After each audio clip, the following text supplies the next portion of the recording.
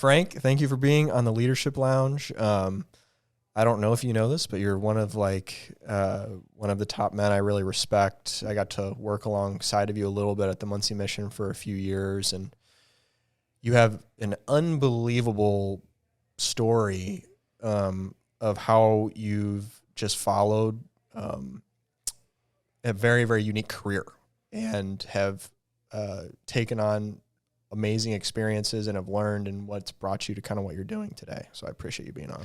Thank you, Zack. It's great to be with you. And likewise, you're a guy that I have always admired, your entrepreneurial spirit, your ability to take an idea and run with it and see and develop it.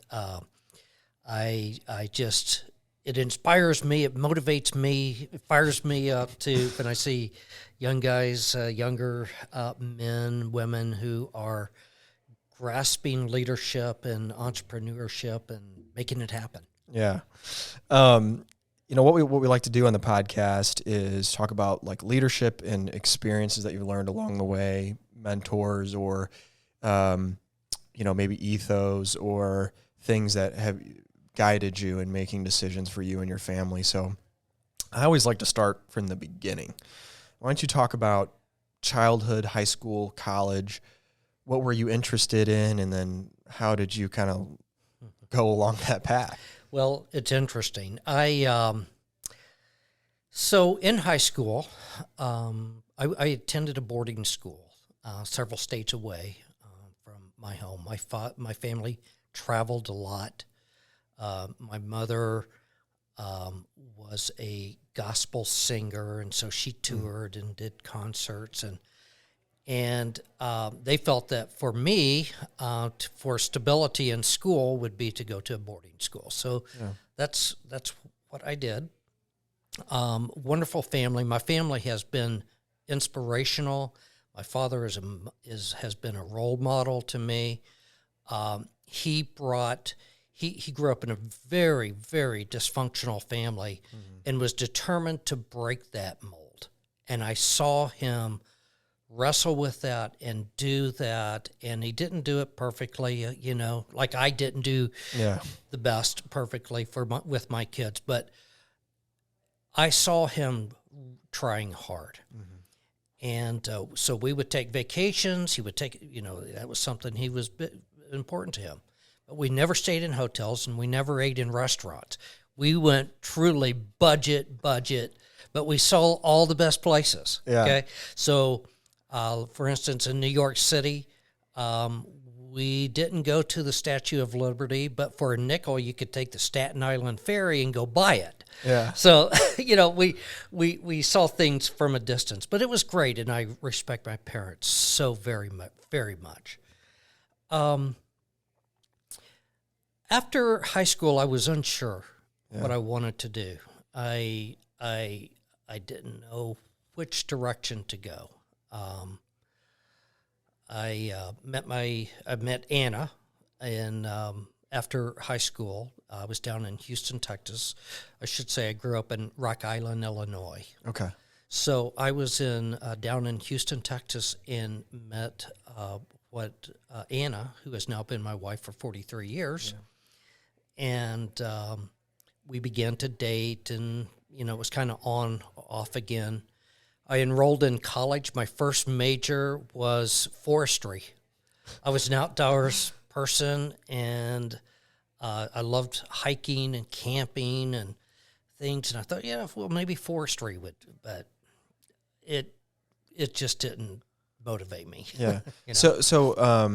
So you're not are you married before you go to college? No. Okay. So I was enrolled at McNeese State University in Lake Charles, Louisiana. Okay.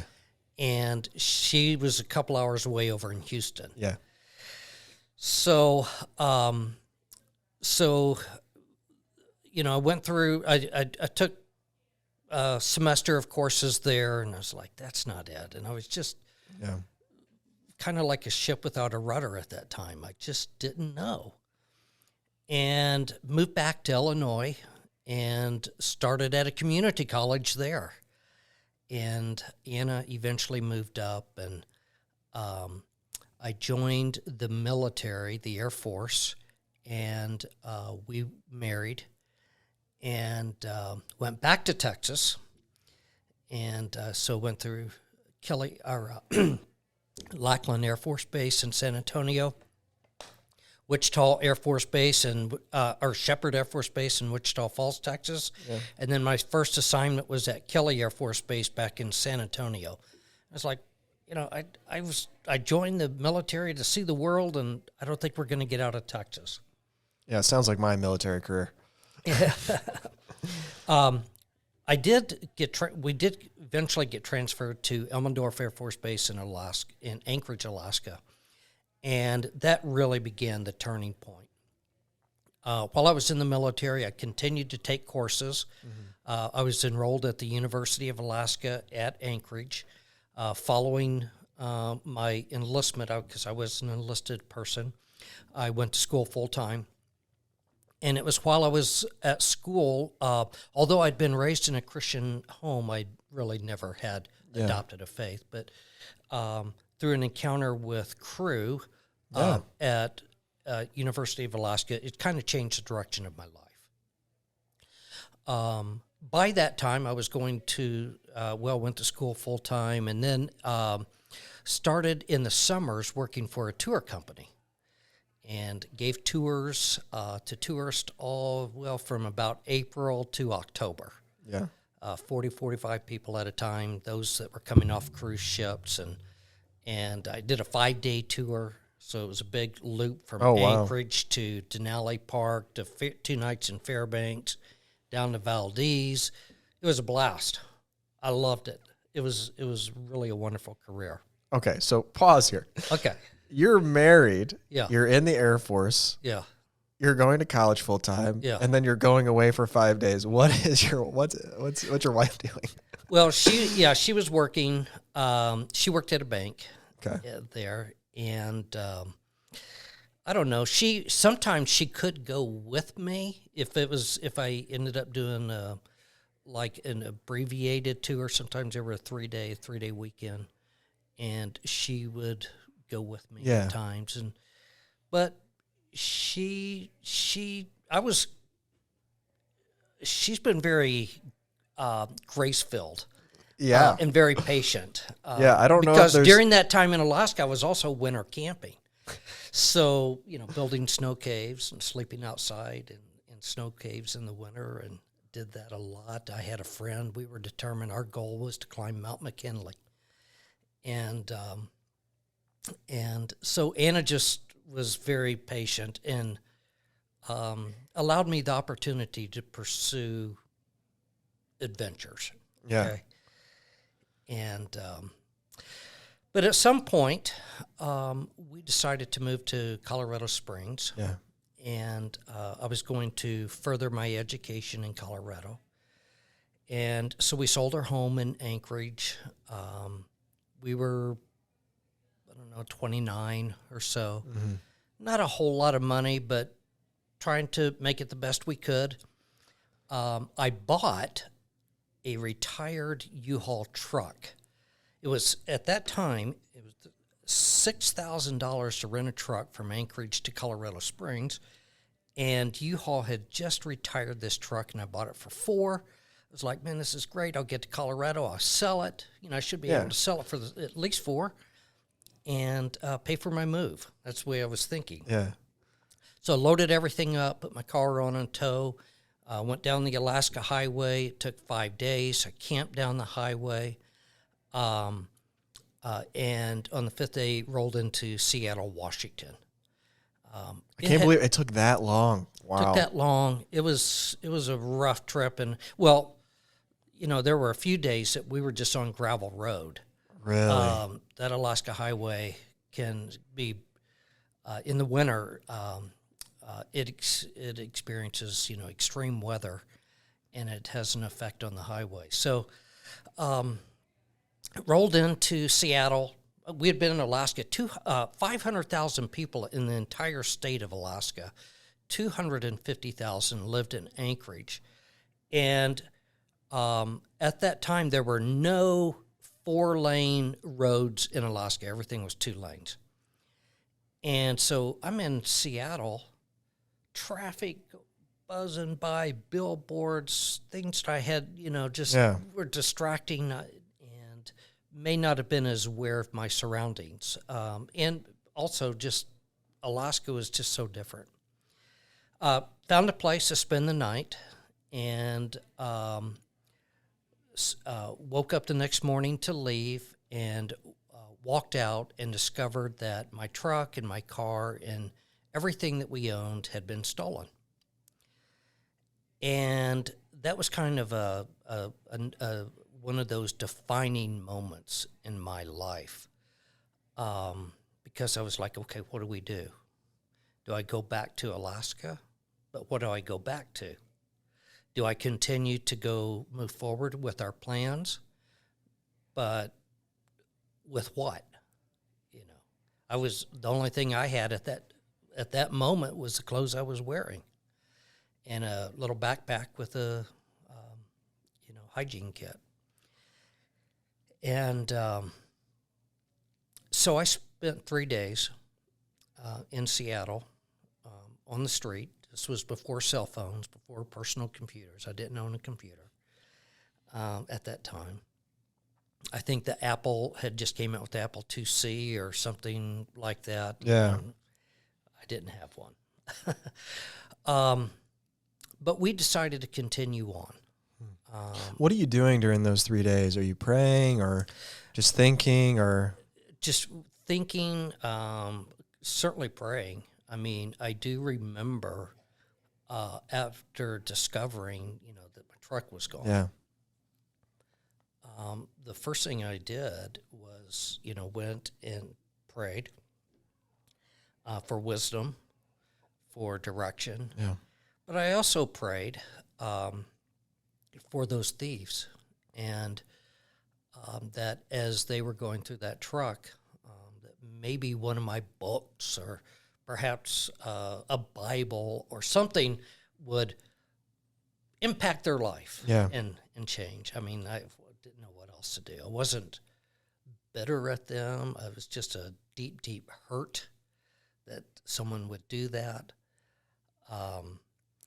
I, spent times on payphones making collect calls because I just, didn't have, trying to figure a way to get out. And after 3 days, I got a flight out of Seattle and went to my parents' house. Now, during this time, my wife and kids are still in Alaska.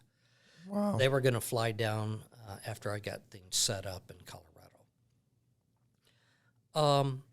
That was a moment, though, that I really began to see people beyond just the physical. Mm-hmm. That I saw there were people who were genuinely compassionate, generous people, and people that we didn't know, people that I will never meet,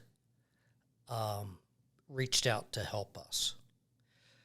That happened in May. In August, we were attending a conference. We still hadn't made it to Colorado yet, but I wanted to get there for school in August. And but we attended this conference in Indianapolis. And after the conference, my wife and I and our son were making our way back to the parking garage. There was just a mass of people behind us. Mm-hmm. We pull over on a landing in a stairwell to let people by. And this man stopped and saw at the conference they had asked everybody to have a name tag with your name and state. And so we had Alaska on there. And he stopped and he said, "Alaska, what are you doing here?" And I said, "Well, I'm pursuing education, and we moved from Alaska to, we're on our way to Colorado to continue. Not really sure what's going to happen. We've had this crisis. Our things have been stolen," which included my DD-214. Oh, my gosh. Okay. And that's what I was going to use military benefits for education. And so that was gone. It wasn't easy to get a replacement at that time, and we talked for just literally maybe a minute or two, and he was gone. Told him what school we were headed to and so forth. The next month, we arrive in Colorado Springs, and I go into the school to register, expecting to take out loans now. Yeah. And when I gave them my name, they said, "Oh, yeah, we heard you were coming, and the dean would like to talk with you." And so went back to the dean's office, and he said, "Heard you were coming, heard you had some challenges along the way. Tell me your story." And I told him. And he said, "Well, you met a man in Indianapolis this summer. And he has reached out to us and said that if you show up, he wants to cover all your tuition and all your books." Turned out it was a pediatric surgeon from Dallas, and I've never seen him since. I've sent, letters of thanks, but I've never had the opportunity to see him and thank him for the change that he made in our life. I was a stranger. Yeah. And yet this man's generosity changed our lives. We ended up staying in Colorado Springs for 17 years. I ended up going to work for a large nonprofit, a faith-based nonprofit called Focus on the Family. Yeah. And I was in middle management there. Learned a lot of leadership skills there by many mistakes, right? I learned a lot of things not to do, but I also had some good mentors. Yeah. Very good mentors, and to help guide me through some leadership principles. From Colorado, we moved to Florida for 9 years, and in Florida, I worked for this company. It was this.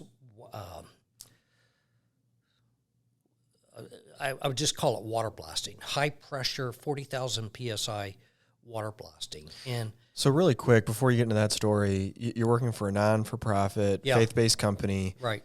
What makes you make that leap? You move to a different state. You're going to a for-profit entity.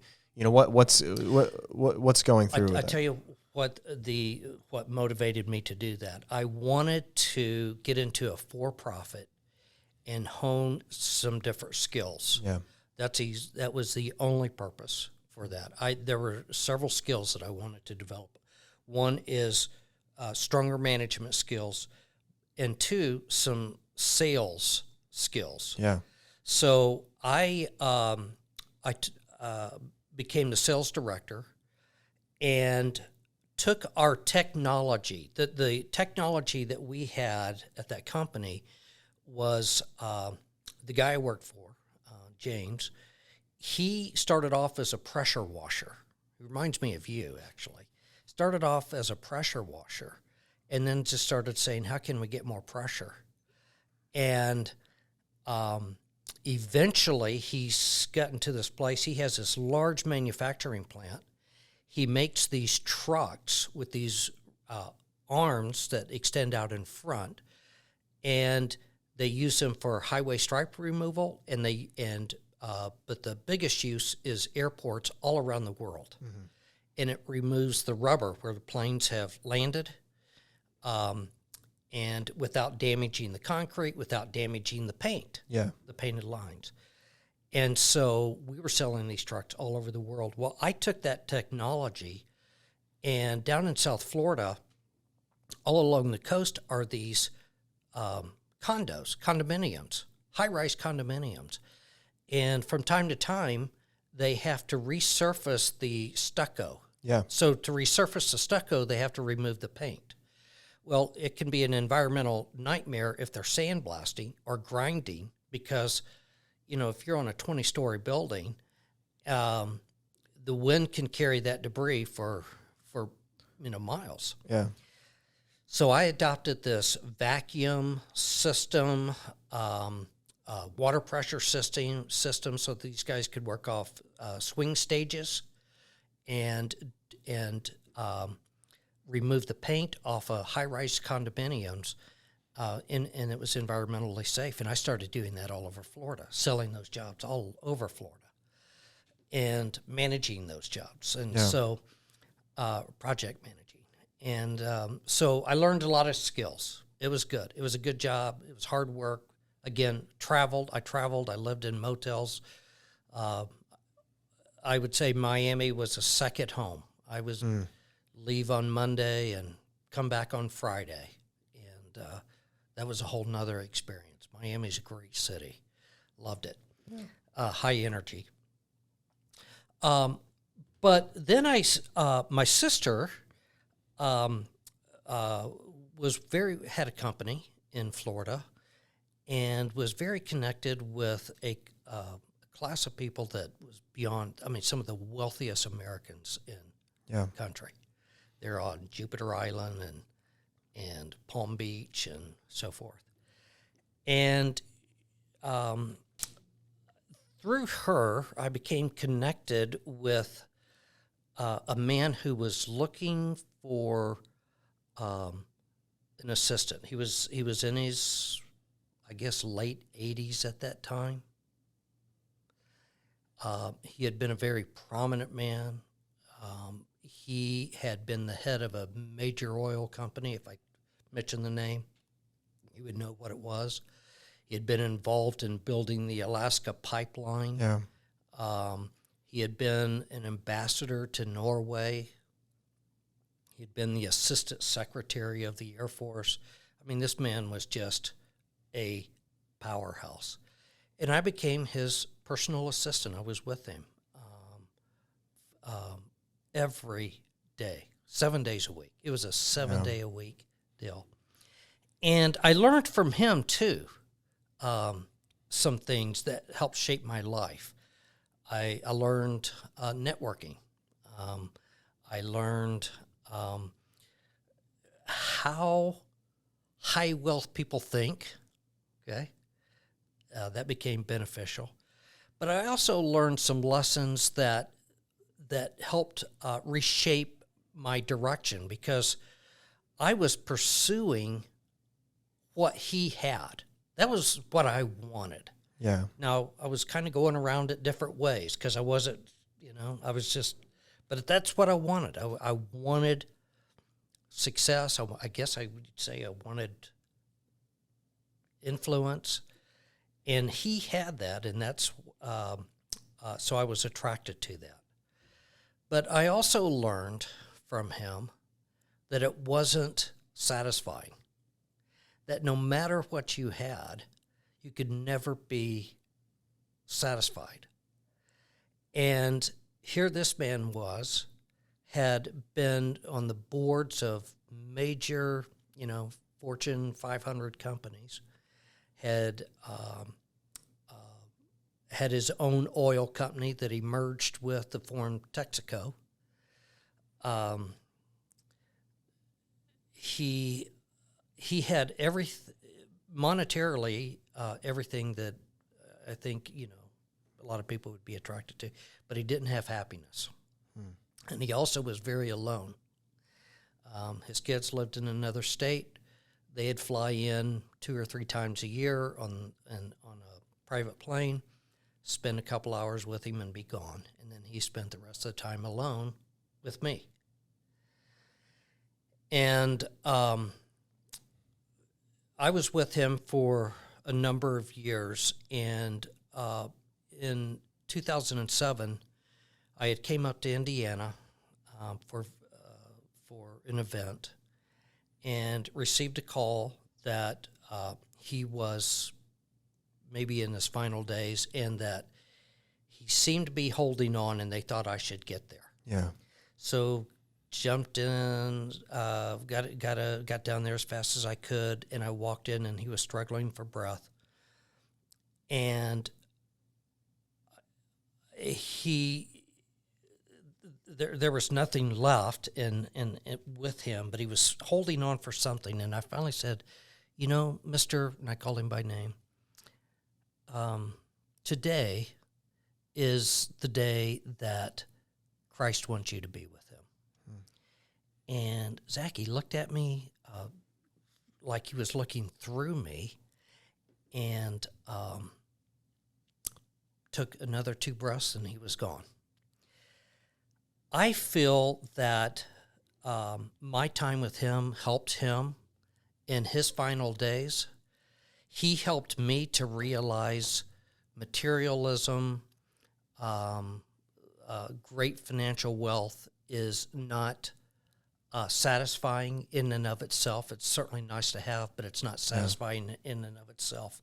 And so I began to think along a different line. My wife and I began to think, if we could find some kind of compassionate type work, outreach, homeless individuals, that would be great. And so we weren't looking hard, but we just had our, it was on alert. So if anything popped up, we would see that. So before we get into that, I have a few questions on your time you spent with this gentleman, because I think it's important. I feel like only a handful of people ever get that experience, right? So let's say you have ultra wealthy, let's say they have family or a spouse that are with them when they die. And then, but you were probably the closest person to him before he passed away. And, from what it sounds like, maybe he was probably at one point one of the wealthiest people, in the United States or, probably in the world. What are conversations like? Because you obviously are helping him go to like doctor's appointments and other things, but you're like probably sitting in the same room with him quite a bit. Mm-hmm. What does like a normal day look like? And then what are your conversations like? Because, you're at the end. Like, you've made all your money. I'm sure he probably wasn't still entrepreneurial where he's investing and trying to increase his wealth. Like, what does a normal day look like? And then what's like a normal conversation? And then were there any like kind of periods of time where he was vulnerable with you about his life? Mm-hmm. Well, I would say that individuals like that are very guarded. He had his first wife had been the sole heir of Skelly Oil, and then she passed away, and so he took that oil company, he merged it with J. Paul Getty's Getty Oil, to form Texaco. So I mean, this man, is just extremely wealthy. His wife and that would be his second wife, was still living when I started working for him. And she, in her own right, she had traveled with Bob Hope. She had been a movie actress in a lot of movies. She had she had had 3 husbands, including the one I worked for. But the one before the gentleman I worked for was, Ralph Evinrude, Evinrude Boat Motors. So these people were just at a level that they had a yacht called the Chanticleer, 110-foot yacht. And so we would take some time on that. And neither one of them would talk much. They would just sit there. There was really nothing else for them to say. They'd sit and maybe look at, through the binoculars at birds and animals, and they were beyond being impressed. Okay. I've seen museums. I've seen large nonprofits come in and solicit them for funds and naming buildings after them and so forth. And they were just unimpressed with that. I think they were both beyond that. The simple things in life, though, is what pleased him. For example, in 2005, we had a hurricane in South Florida, and 4 and 5. But their dock was damaged. And both of them were too old to fish, but she knew I loved to fish. So what was important was to rebuild the docks so that we could fish. And then I'd bring the fish up, and they just enjoyed looking. It was just the oddest thing. It was the oddest thing. Is it like a sense of, do you think there's a sense where you get so desensitized at that level that watching, I don't want to say peons, but watching the normal people of the world enjoy simple things is like, maybe there's like a sense of they miss that, or they can't even enjoy it because they've been so desensitized to the. Well, and they probably never really had that opportunity at all, because they've lived such public lives, protected lives, lives not knowing what someone's intentions are with the relationship.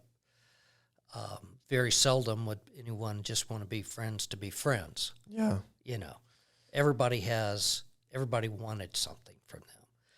And so she would set up fishing trips for me, even though she couldn't go anymore. But she would want me to bring whatever I caught back and to see. I mean, she loved big tournament fishes, you know, sailfish and that kind of stuff, big game, big stuff. He spent time, he would get his financial reports every month. And I don't think he really, I mean, he would look at them, wouldn't talk about it. He would just kind of look at them for a while. And of course, I mean, they were, you know, numbers that incomprehensible, you know, I couldn't even imagine. Yeah. For him, it was business. You know, it was a business. He wasn't, though, really making decisions at that point. Yeah. He had all the attorneys were making decisions, and it was ironic that after she passed away, this is irony. And if there are any attorneys listening, I certainly don't. I'm not, you know, mean to, you know, cast anything that would be of doubt. But anyway, after she passed away, her attorneys came in and went through the house and just started putting stickers on everything that they wanted personally. And so it was just a grab at the end. When she passed away, she had 40 acres right on the coast. Beautiful place. They sold that, and he moved to another beautiful, beautiful home on the intercoastal, and with a dock and so forth. And that's where he spent his final several years. But Zack, there were a couple of times that we talked about life beyond the earth. You know, what's next. But you could only, that subject, we could never get very deep with that. It was just, he would ask, and then I would answer, and then he wouldn't want to talk about it. He did talk about some of his glory years. He had been a Golden Glove boxer.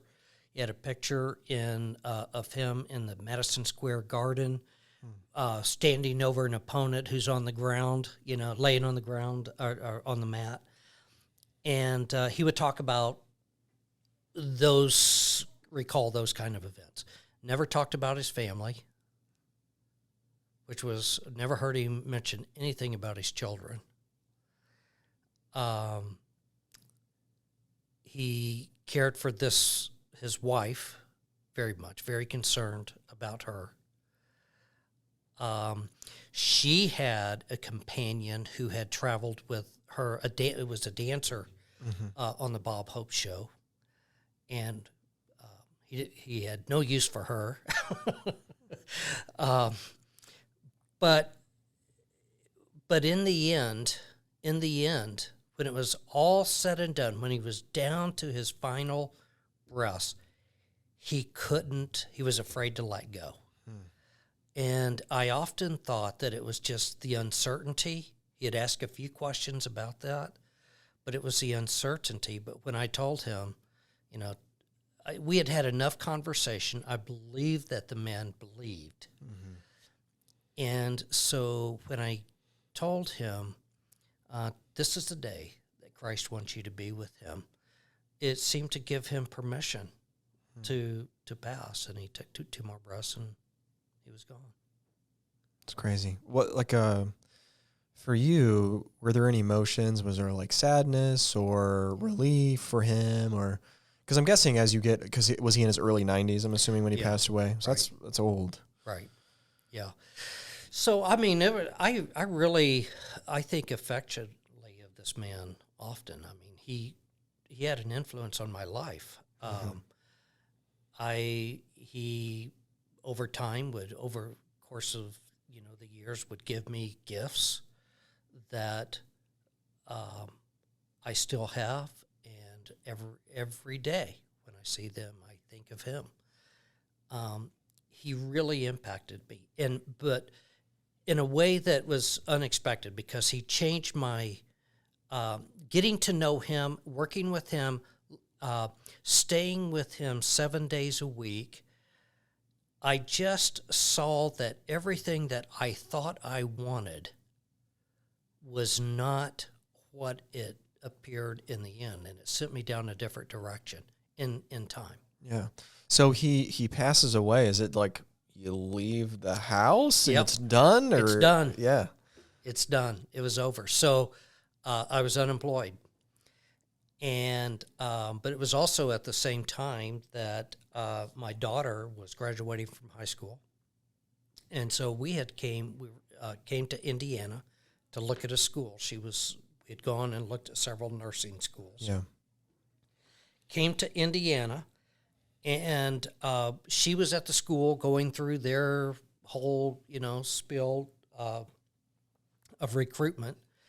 And my wife and I rented a car and drove around central Indiana. I had never been into Muncie.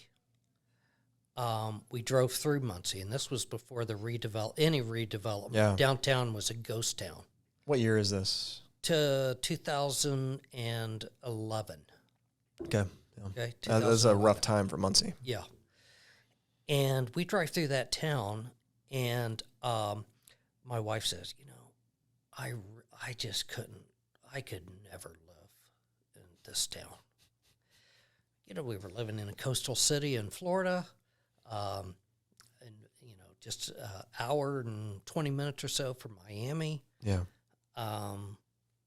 It was great. Now after Mr. Stewart passed, I went back to my former employer, and so I was going to start with him. And so we flew back from Indiana on a Sunday, and on Monday, I was driving down to Miami to look at a condominium. I was going to start putting together a quote on that, and my phone rang. And it was a guy that I knew here in central Indiana that owned a factory that was a Tier 1 supplier for General Motors, Chrysler, and Toyota. And I had seen him and knew him from a distance, maybe had one conversation with him. But he called and he said, "Hey, Frank," he says, "I've been looking, I've been watching you for a number of years, and I think that, I'm going to give you an offer to be my national director of development for our company." He says, "We're wanting to expand. We want to we want Honda, we want Ford, we want Nissan, we want Hyundai, Mercedes." I mean, he was just naming them off. And he said, "You don't need to relocate. You can stay in Florida, but it's going to require some travel." I flew back up here. This was just literally 2 days after Anna said she wouldn't want to live in Muncie. I flew back up here, visited with him, toured their factory, kind of get an understanding for their business. Had never worked in manufacturing, but I do have a tenacious spirit, and I figure if there's a way to do it, I'm going to do it. I'll figure it out.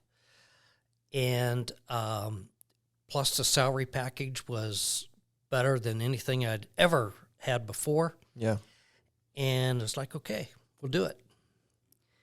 And came up here, and I thought, this is going to be fairly easy. I'll start reaching out to the purchasing departments of these companies and talk to them about our manufacturing capacities and get in. Well, I couldn't get anybody to return a call, answer an email. Yeah. So I set Honda Motor Company of America on my radar as the first target. And I said, every other Tuesday, I'm going to go to their Marysville, Ohio headquarters and just show up. And I did that. And again, I couldn't get anywhere. But I was like, sooner or later, they are going to have such a tall stack of our brochures that somebody's going to say, this guy's not going away. And literally, that's what happened. I got in. One of the purchasing agents came out, and he says, what do you want? I said, I want your business. I put together this folder, a brochure that showed all of our equipment, our manufacturing capacity, engineering, design capacity, and all those things. And he was like, okay, I'll take this, and thank you for stopping by. Didn't hear from him, so I went back again, and this time they sent me down the road to the administration office. Yeah. And I walked in, and this guy came out, and turned out it was the president of Honda of America. And he just said, again, they didn't know what to do with me. Yeah. Because I wasn't going away. Long story short, we started getting opportunities to quote the work, and we ended up getting work. So I did a lot of Honda parts coming out of Indiana, Marysville, Ohio, and Talladega, Alabama. Yeah. Or Lincoln, Alabama. And then I by this time I had joined the Tennessee Automotive Manufacturing Association and the Alabama Manufacturing Association, and met some people there. One of the persons that I met ended up moving to South Carolina to be over purchasing of BMW. So she set up a meeting. I went over, met with the engineers. They ended up flying several engineers from Germany, took them down to the plant in Connersville, toured, and we started doing work for BMW, and then Mercedes, and then Hyundai, and Nissan, and eventually Ford. And so we got them all. But during that time, I started spending more time in Indiana, more time away from home. Yeah. And met some people here, a couple that kind of befriended me. And Anna, once our daughter graduated from high school, she came up. My wife, Anna, came up. And so we're both here together. She's traveling with me now. Yeah. And it was a lot of fun. We traveled all the time. We just had a great time.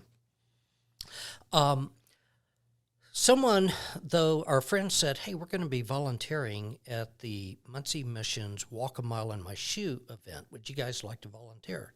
It's like, well, what's the Muncie Mission? Mm-hmm. And what's this event? What's this event?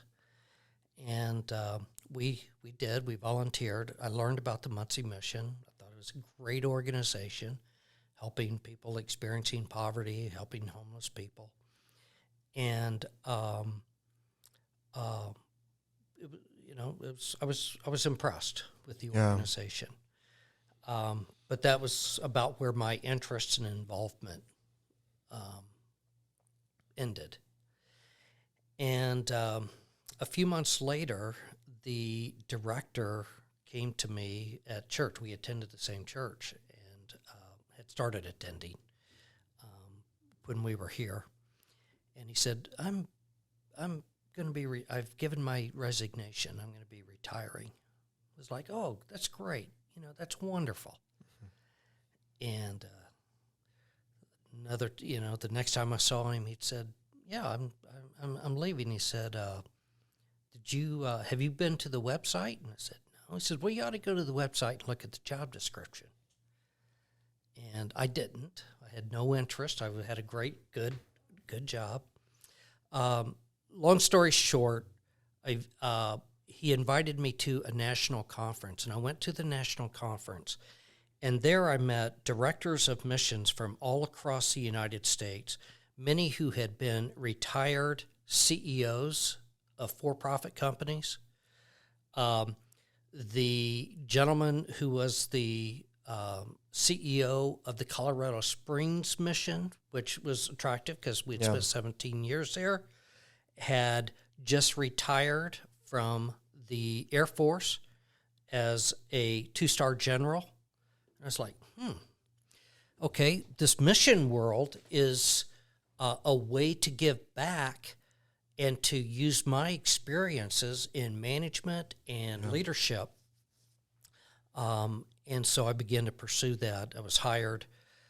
But what was unexpected, Zach, was my first day.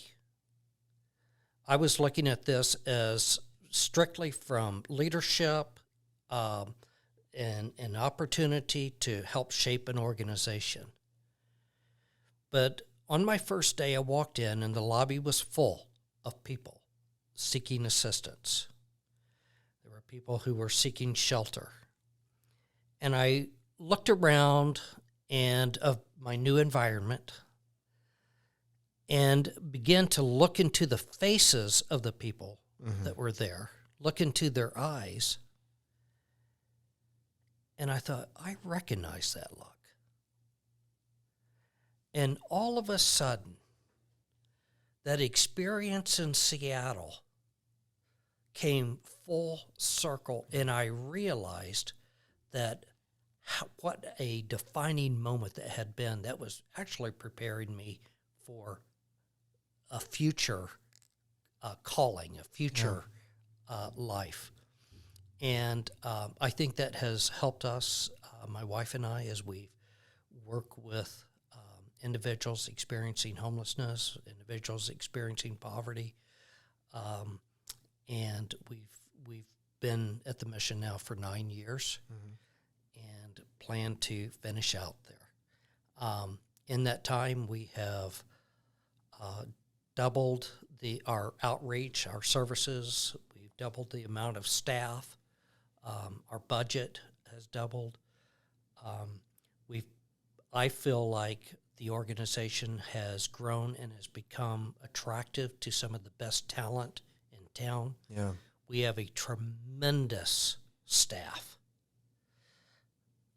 highly skilled, the best in Muncie that have come from other companies, other organizations who, like us, have seen this as a way to give back to the community. And so what was originally shelter and a family service has grown into a medical clinic. It has grown into the Muncie Hub, which we purchase as an apartment building, tiny homes. Out of that location, we have several agencies, other agencies that all have caseworkers that work there. It is the housing portal for a 6-county region.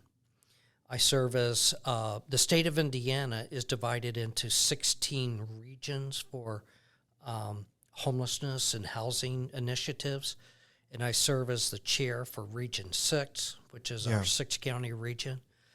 And we've been able to get funds. The new Riverbend Flats, or Riverbend Apartments, a 60-unit apartment. We were the nonprofit partner with TWG, a developer out of Indianapolis, to get that unit, bring that unit to Muncie. And we're in talks with 2 other developers for permanent supportive housing, which just simply means individuals who need house, but they also need a network of support around them. I think that our experiences, have, and those who have mentored me in the past, both that focus on the family, I think of Mr. Stewart. I think of James Crocker, who I work for down in South Florida with the water blasting company. Truly an inspiration. A guy that started with a 3,500 PSI now has a mega plant making these trucks, shipping all over the world. Yeah. All of those people that have shaped who I am has allowed us to expand our reach into the community to bring relief and comfort to those who are hurting. At the mission, we began purchasing some homes and doing renovations so that those who were coming out of addiction would have a community of support. Yeah. And we're up to, I think we have 40 properties now that we've purchased. Some of those have been, we had to demolish the structures that were there. Some we have renovated. In October, we're breaking ground for 5 brand new homes directly across the street from the mission. We've gone through a capital campaign, have raised the funds for that, and getting ready to build new homes in that area for the first time in 50, 60, 70 years. Yeah, a couple of things I want to touch on, and you're obviously the director, but as someone who got to see it from the kind of ground floor. So the mission's been around over 100 years, right? 93 years. And then it kind of started out as a men's homeless shelter. Mm-hmm. And one thing uniquely in social enterprise is part of the support is through, like, it's basically kind of like a goodwill network where people donate their old stuff. Mm-hmm. And then it goes into the attic window stores, which are like Goodwill stores. And then those funds and profits go to like circulating. But in the homeless shelter for these men, they have jobs in the sorting facilities, and then some, depending on their backgrounds, they have more interaction with the community or less. But what I love about the mission is, like, it's a holistic approach. It's not. I think a lot of people don't. They're like, oh, it's a homeless shelter. It's like, I would say that's almost the smallest thing of what's being done, because you're also doing counseling, mm-hmm. and there's therapy, and there's help with addiction. And they're a part of a community of people, and getting people, like, if you look at addiction and relapsing, it's going into the same community you just came out of, mm-hmm. And right. giving these men and then now women the ability to restart, and then having all the tools that they need. Some of these people have been homeless for so long they haven't even had a job. They don't know what it is to get up and go to work every day, and giving them that cadence. And then, just what you're doing with the housing, I just love that. There's not enough organizations like that. I think there's so many organizations, they raise funds. Hey, I'm going to give you food, water, shelter. That's a need. But if that's the only thing being done, that will just continue to be a need always. Mm-hmm. And what you guys are doing are giving these men and women an opportunity to restart. Yeah. So, you said a lot there, and you've been involved with that. You have volunteered heavily into that warehouse operation, and really set up some processes for us, and which we're so appreciative of. So there's really, it's multifaceted. So we need funds to operate, and we can do fundraisers. We can generate have donors, that help offset cost, but we need something that's really steady. And so the social enterprise of the mission allows people to be involved in multiple ways. Our motto is, the mission is a place where everyone and everything receives a second chance. So we have people coming through that whose life has taken a wrong turn for whatever reason. They've lost all their options. They have no support network whatsoever. There is no other option for them, and they look to the mission for that assistance. There's also a need in the community for those things that people don't use anymore. My wife is always cleaning out the house, and I can only do so many garage sales. Yeah. But those items can make a difference and receive a second chance and fulfill a greater purpose. And so we have 5 thrift stores that we operate in East Central Indiana, and a warehouse operation that includes the processing of these donated items as well as recycling. So nothing goes to waste that comes through. If it's usable, we're going to do one of two things with it. Some of it we set aside for helping those who are truly needy. Yeah. And so we have a clothing pantry, and people can come in and get clothing, household items at no cost. But we're not looking to just hand things out. We really want to build people up and help them to regain or to gain and retain their dignity and purpose. And so we will give a hand up. I don't like the term handouts. Yeah.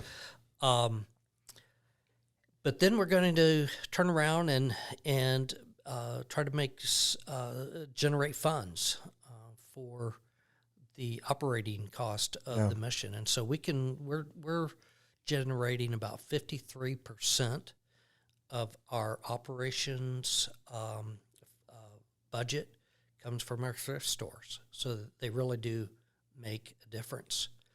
Then it does give the people that are coming through the mission a sense of purpose. And we are very deliberate in teaching specific soft skills in our New Life Centers. So for some of them, they're getting certification, maybe on a forklift. They're learning how to operate machinery. They're learning how to work through workplace conflict. Yep. They're learning how to show up on time so that to be a good employee. They're learning how to follow directions. And so we try to have this holistic path of compassionate relief leading to life transformation at the Muncie Mission. So at the hub, where people who are actively homeless could come in, take a shower, do laundry, then we want to get them stabilized in shelter. If we can get them stabilized in shelter, then perhaps they'll move into a recovery program, a life recovery program, where these skills are learned and developed. And then eventually the next step would be the transitional housing with the supportive network. What we have seen once we became intentional with this path is that the recidivism rate at the mission follows national statistics of about 85%.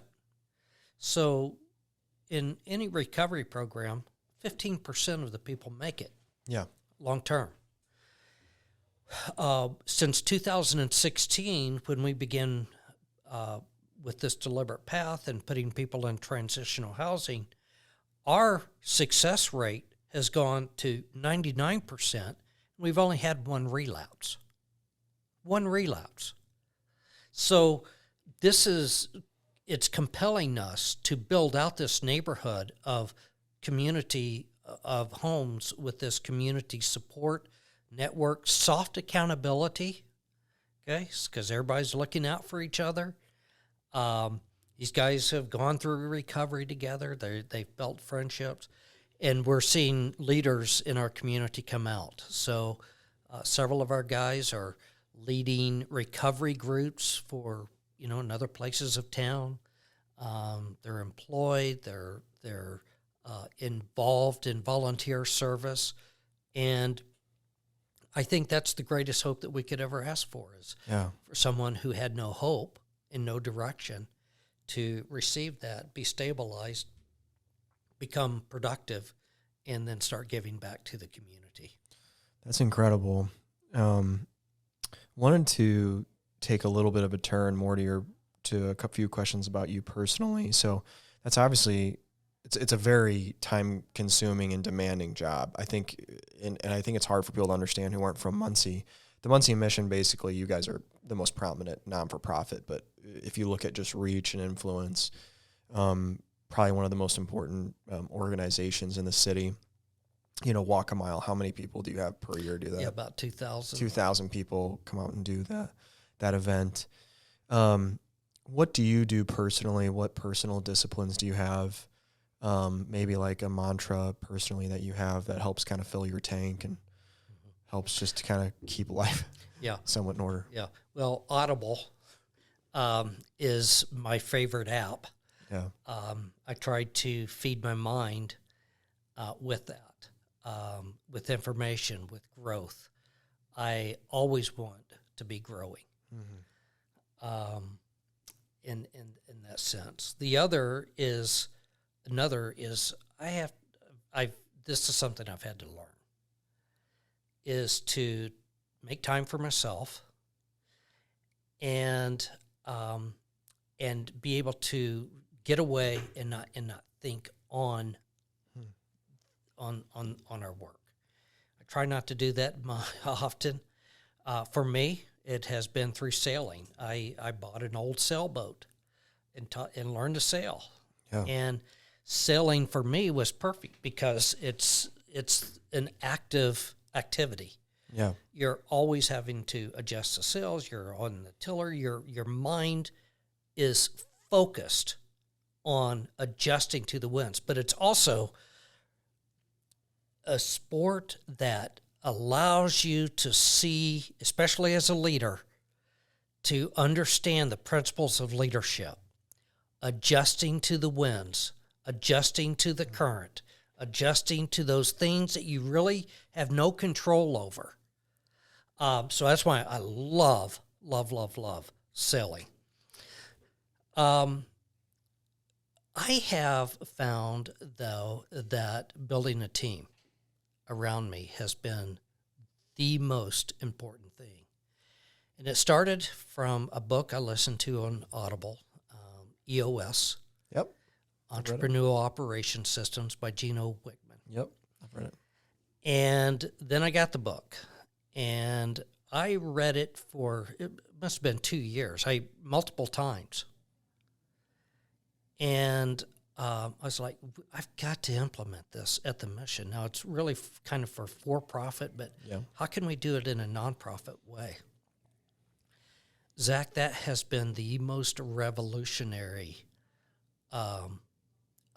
aspect, I think, of the Muncie mission. I've learned to let go, to develop and encourage the strengths of others, which has just, again, I think that's what's brought in some of the best talent in Muncie right now, because they can thrive. We give them room to expand and to grow, and so culture has been my number one goal. And in the process, the things that I feared the most, giving up control, has actually empowered me, and it allowed me to spend more time on the business instead of in the business. Yeah. And for us to go into areas that we've never would have been able to go into before, like these housing developments, especially big multifamily housing unit projects. So it's that's how I've learned to for my personal is maintain balance spiritually. Not doing so well on the physical right now. Need to spend a little more time. with that. But feeding my mind, I can't overemphasize the value of books Yeah. and for leadership. And then we've become very intentional with our meetings at work at every different level. So from our leadership meetings to our manager meetings to our departmental meetings, and using the same agenda and same process through there allows everyone to have a voice. It keeps us all on the same page. I do have a guy now, Bob Scott, who has just a tremendous wealth of experience. He came to us from Minnetrista. Prior to that, he was with Ivy Tech, Vice President of Development. And he's my Senior Vice President now, and we spend time each week for what we call a same page meeting. Yeah. Keep us on the same page. He's taking responsibilities as kind of the integrator, and it allows me to focus on, I think, my strengths, which is vision casting and leadership development. I can mentor more, and especially as I think of the future, because I believe, in the next 10 years, I'm going to be retiring or less, be retiring. And so I'm always looking over my shoulder, who's coming after me, who's behind me that I can pour into and start preparing. And we've got several people. And I think I've never worked in an organization where I've got, I think, 3 people behind me that could easily take over my job. It's amazing. So, yeah. That's incredible. Frank, I thank you for your time. I know you're really, really busy, and your wisdom as always. And I love what you're doing with the mission, and I'm excited to see where it ends and who replaces you and continues on with the torch. So thanks for being on. I appreciate it. Thanks for the opportunity.